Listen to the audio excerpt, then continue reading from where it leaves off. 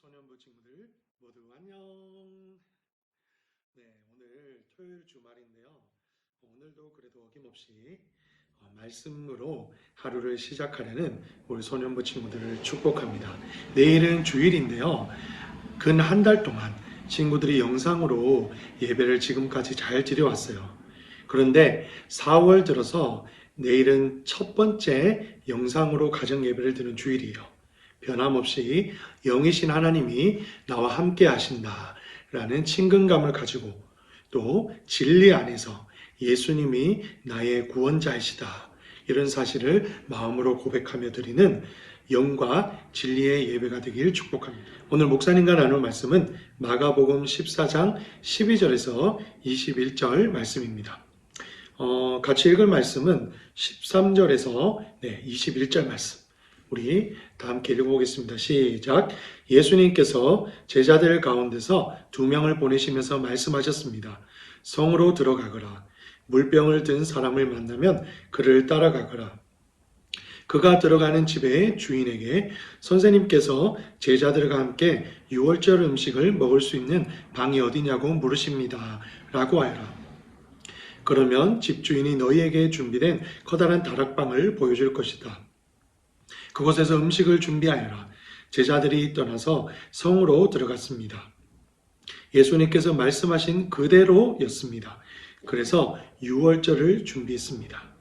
저녁이 되자 예수님께서 12 제자들과 함께 그 집으로 가셨습니다. 식사를 하는 동안 예수님께서 말씀하셨습니다. 내가 너희에게 진정으로 말한다. 나와 함께 음식을 먹고 있는 너희 가운데 한 사람이 나를 배반할 것이다. 제자들이 근심하면서 한 사람씩 예수님께 말했습니다. 설마 제가 그 사람입니까? 예수님께서 대답하셨습니다. 12 제자 가운데 한 사람이며 나와 함께 그릇에 손을 넣는 사람이다. 인자는 성경에 기록된 대로 죽지만 인자를 넘겨주는 사람에게는 화가 있다. 그 사람은 차라리 태어나지 않았더라면 자신에게 더 좋았을 것이다. 아멘. 자, 지금 오늘 말씀을 목사님이 간단하게 설명하겠습니다.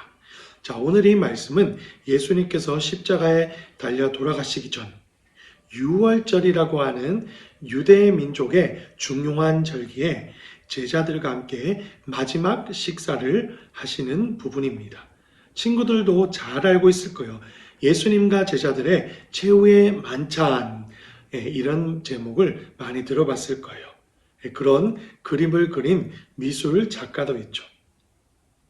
예수님께서는 제자들과 마지막 식사를 하시기 위해서 식사를 할 장소가 필요하셨던 것 같아요. 그래서 오늘 말씀에 2명의 제자들을 먼저 성으로 보내셨어요.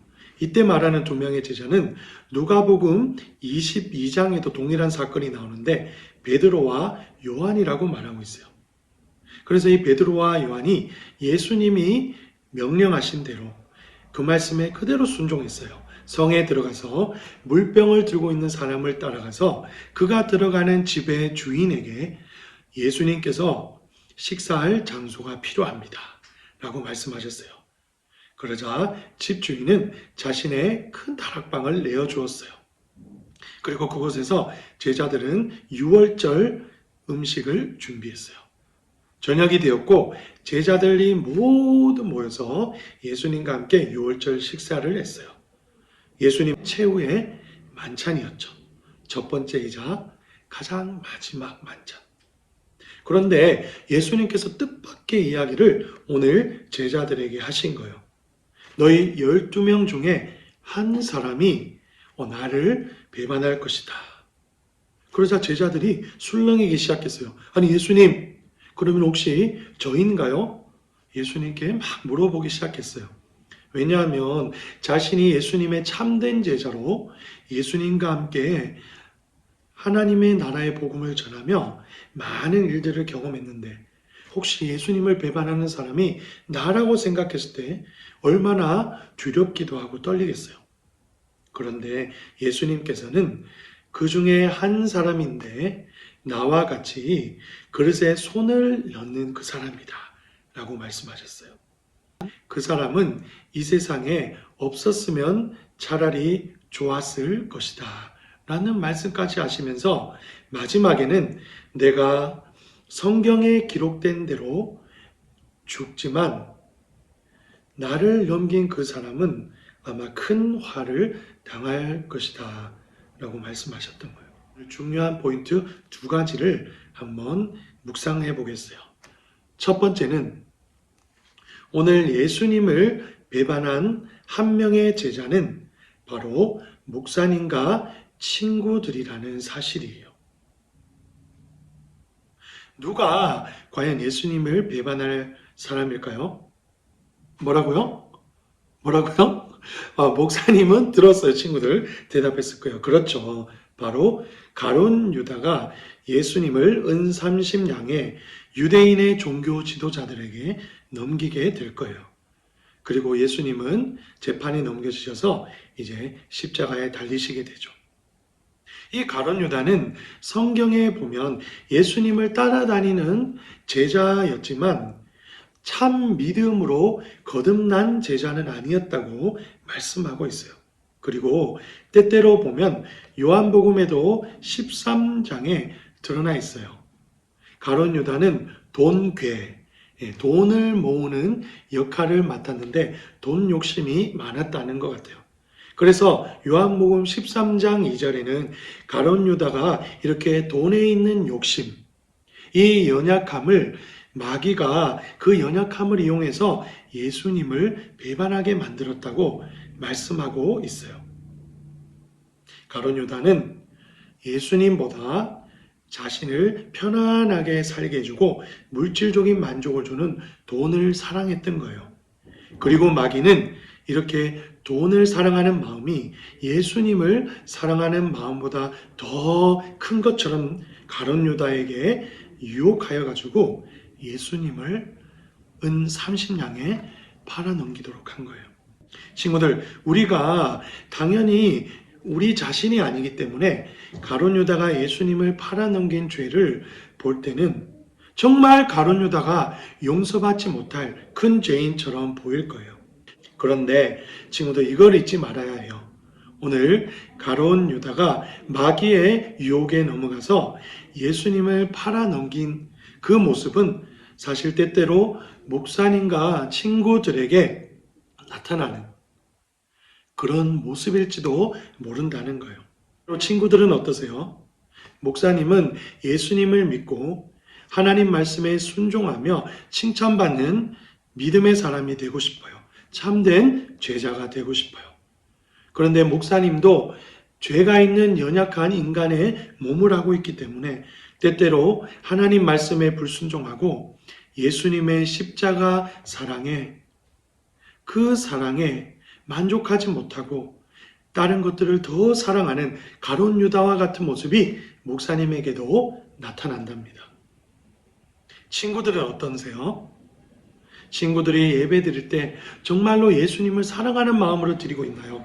아니면 이전에 주일날 교회 예배당에 나와서 예배 드릴 때는 게임을 하고 장난치고 잡담을 하고 이렇게 예배를 드렸나요?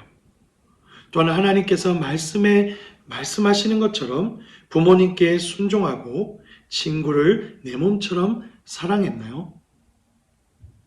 아마 돌아보면 착하고 또한 예배를 잘 드리는 친구들 중에서도 때때로 하나님 말씀과 예수님 말씀에 순종하지 못할 때도 있었을 거예요.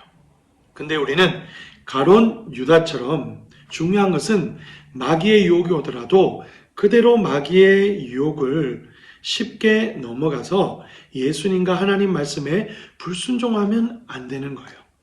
그럴 때일수록 오히려 말씀을 붙들고 하나님께 마귀의 유혹에 넘어가지 않고 예수님을 더 사랑하고 하나님 말씀에 순종하는 마음을 성령님께서 우리에게 주세요 라고 간절히 기도할 수 있는 친구들이 되어야 되겠어요. 앞으로 친구들은 가룟 유다처럼 이 세상의 어느 것보다 예수님을 더욱 사랑하고 예수님을 따르는 참된 제자가 되기를 목사님도 간절히 기도하겠습니다. 두 번째, 예수님은 하나님의 계획하신 뜻에 순종하여 십자가를 지셨다는 사실입니다. 친구들, 예수님께서 내가 십자가에 달려서 죽어서 사람들을 구원해서 내가 큰 업적을 쌓아야지, 내가 훌륭한 일을 해야지, 이렇게 자신의 모습을 드러내기 위해서 십자가에 달려 돌아가신 것이 아니에요. 예수님은 누가복음 22장 22절에 말하는데 하나님의 뜻에 따라 내가 아버지에게로 간다라고 말씀하셨어요.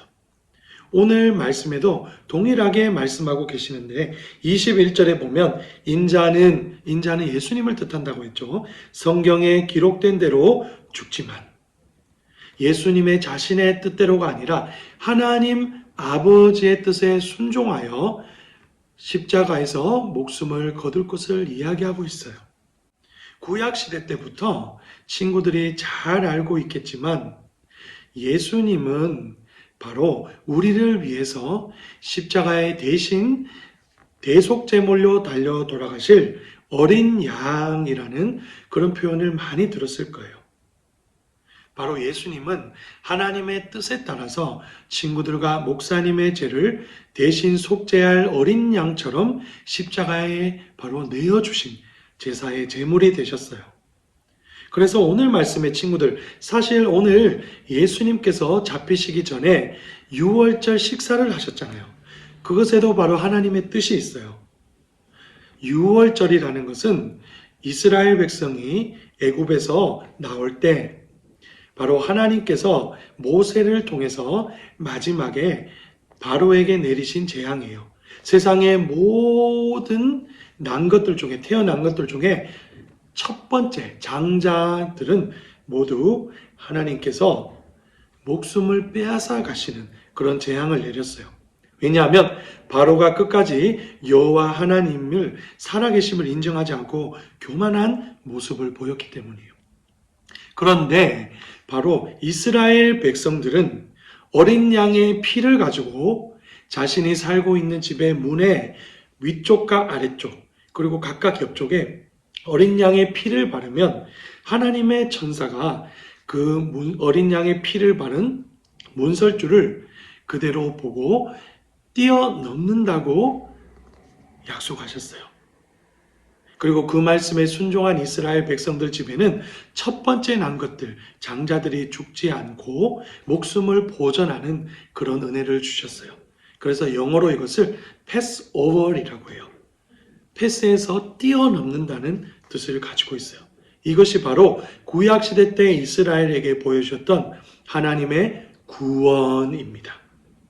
그런데 이제 신약시대 때 이스라엘 백성들이 피를 바른 그 어린 양이신 예수님께서 직접 오셔서 친구들과 목사님의 죄를 완전히 사해 주시려는 십자가의 어린 양의 제물이 되셨어요.